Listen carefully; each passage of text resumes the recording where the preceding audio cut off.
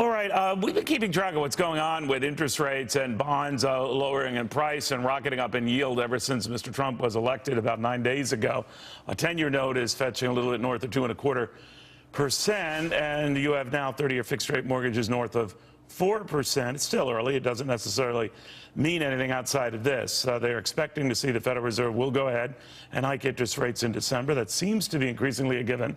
And some folks are expecting a pickup in economic activity, maybe as a result of the election of Donald Trump. Way too soon to say.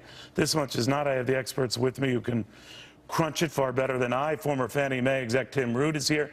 Jerry Willis, back with us, former White House Economic Policy Director under President Bush Sr., Todd Buchholz. So, Todd, begin with you on these expectations that the markets seem to have. There's going to be a pickup in activity, one way or the other. Well, look, President Obama came into office, and he was no friend of business. And he certainly proved that. He picked off industries one by one. Coal, boom. Health insurance, boom. Before you knew it, there were no industries that felt confident. And so therefore, even though we had an economic recovery, it was weak, and business investment was the weakest part of it. So if Donald Trump comes into office and says, hey, I want to help you make money, I think the market is probably right to say, whoa, it might be better to have a friend on our side as opposed to an opponent. You know, Tim Rood, one of the things you're also hearing is that this, Donald Trump notwithstanding, might be a belated response on the part of the bond market to, hey, we are going to finally see a pickup in inflation. Won't be dramatic, but enough to justify what we're seeing. What do you think? Yeah, I think so. I mean, interest rates were going up before President-elect Trump was elected. I mean, so the trend was going that direction. There's no doubt that Trump is being thought of as a growth president. Everything he's thinking about and talking about is pro-business, unlike, as Todd mentioned, the Obama administration, which was criminalizing basically lending behavior, business behaviors that would seem to be administrative.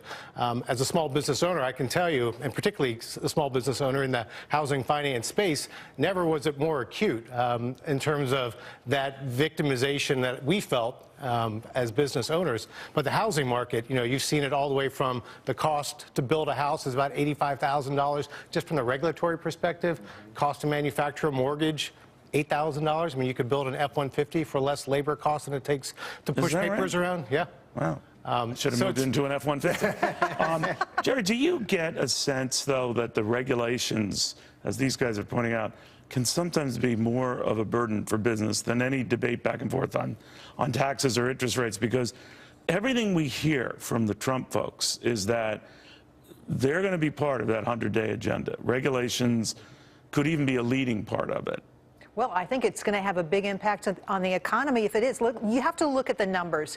President Obama has put into place some 392 major regulations. That means a regulation that has a $100 million impact, okay? That's like $4 trillion out of the economy each and every year just because of the rules. And these were rules that, you know, this wasn't a suggestion from Congress. This was pen and paper. The president was putting this through himself. He had no support broadly from Congress or even the American people. These were ideas that were put through and it wasn't by like force. A tie thing where you buy a new tie and take an old tie out. They just added to the regulations we had. I don't know about ties. Right. I can't tell you that. But yeah, this is a huge burden on American companies and everything, as you were saying, from coal to mortgages, really across the board. And that's, I think, why you've seen such static economic growth, right? You don't know what's coming down the pike in that kind of world, right? Yeah. What's the next thing we outlaw? And that's the uncertainty. And I would argue that regulations on business hurt consumer confidence. Think about it. For the last 4 years, middle-class families have lived in fear that when the postman came to deliver mail,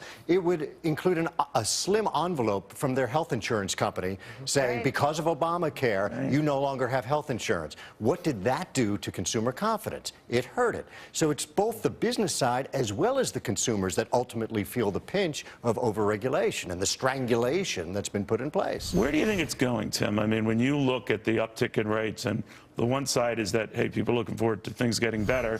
The other, if you're old like me, is, hey, I remember something that started out slow with an uptick in rates and then went nuts. And we had double-digit mortgages and we had an economy swooning. So where and what do you see happening?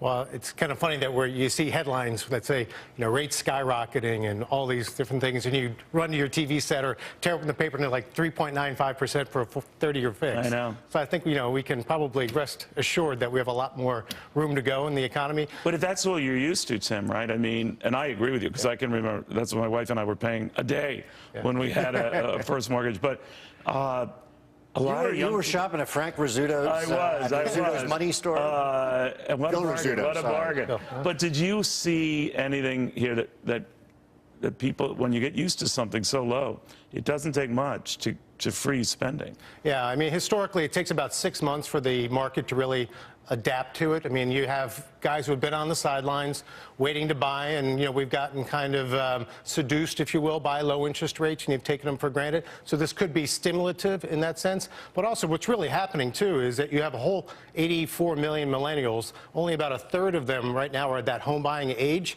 The great thing about Americans is we have a bias towards living indoors. So as those guys start households, get jobs, see pay increases, you're going to see a lot of upward momentum to the housing market. So I'm not concerned about that. The question is, what does it do to the boom in prices, right? It could stall that. And that might actually end up being good for millennials, because if you slow down that price growth, and now they jump in homes. Right. Interesting. All right, guys, we shall see. But crazy times. My gosh.